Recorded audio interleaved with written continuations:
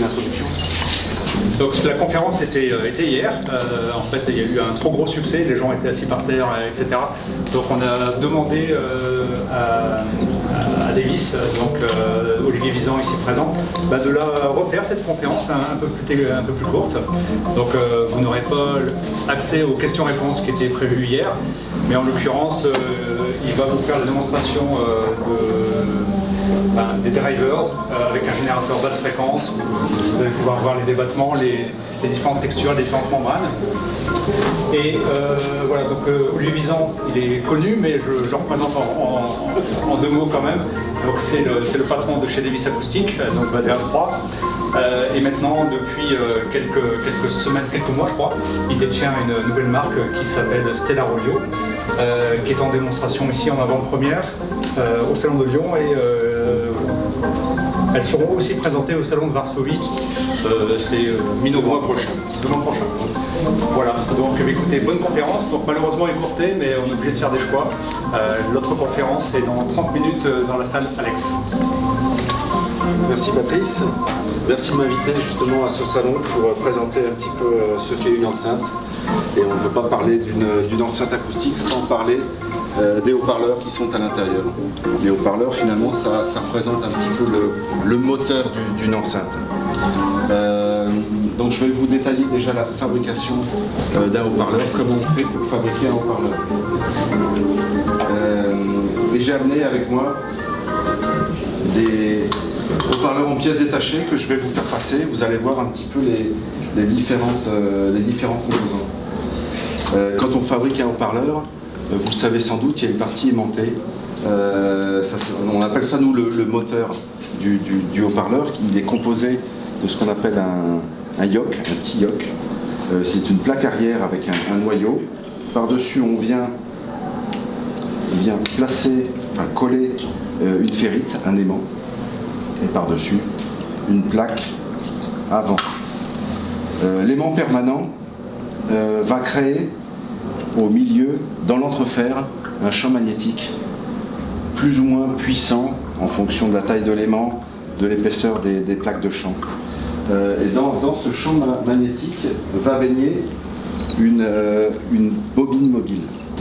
Vous avez une bobine, et ici vous avez donc deux petits câbles très fins en cuivre, et la bobine, elle va se placer ici, dans l'entrefer. Alors là, bien sûr, là, tout bouge, donc c'est pas facile de vous le montrer, mais le signal électrique va rentrer et ressortir par ces deux petits câbles et va tourner dans cette bobine. Et il y a une loi qui s'appelle la loi de Laplace, une loi physique, qui va donc permettre une force électromagnétique qui va faire bouger la bobine. Ensuite, la bobine, elle est solidaire, elle est collée à une membrane. Alors ici, c'est une membrane en Kevlar qu'on utilise assez régulièrement chez Davis. Elle est collée comme ceci.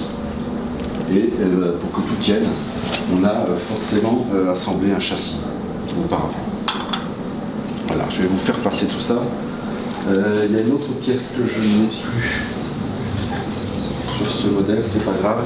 Il y a une pièce qui vient se coller au milieu, qui est un centreur et également une force de rappel qu'on appelle le speeder, et qui joue aussi un rôle important dans la fabrication du haut-parleur. Éventuellement, vous pouvez peut-être le prendre en plusieurs parties, vous verrez. J'ai amené également le grand frère, qui est un haut-parleur cette fois de 16 cm, qui est un petit peu plus puissant, parce qu'il utilise une ferrite qui est un petit peu plus grosse. Voilà. Au centre du haut-parleur, là vous verrez, il y a un petit épaulement sur lequel on vient placer une petite couronne en cuivre. Cette couronne en cuivre sera ensuite sertie et ça s'appelle une bague en cuivre, et ça va permettre au haut-parleur d'avoir une impédance constante. Bon, là on ne va pas rentrer dans les détails, mais en principe ça favorise, Ça rend plus simple le filtrage de l'enceinte. Et on verra ensuite ce qu'est un filtrage. Donc là, vous pouvez déjà sous-peser, on n'est plus du tout sur le même poids. Par-dessus, donc on vient coller un châssis, un spider et une membrane. Hein, toujours en Kevlar, un petit peu plus grande cette fois. Alors une fois que le haut-parleur est entièrement monté, il faut le tester. Je vous ai amené un générateur de fréquences. Je vais vous montrer un petit peu comment on les teste.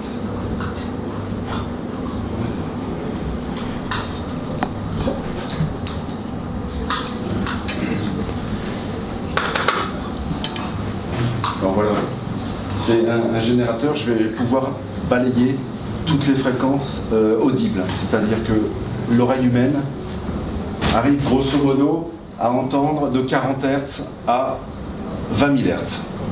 20 000 pour les bébés et avec le temps, un petit peu moins, autour de 12 000. On verra tout à l'heure parce que je vais mettre du 12 000 et vous allez me dire si vous allez entendre ou pas. Donc ici on est au minimum. Moi 16 Hz ça me permet juste de roder le haut-parleur. Si je le laisse comme ça pendant 24 heures, il finit par se roder très, très rapidement. On parle souvent du rodage des enceintes. Nous, on a la possibilité de roder avant les haut-parleurs. Et donc, quand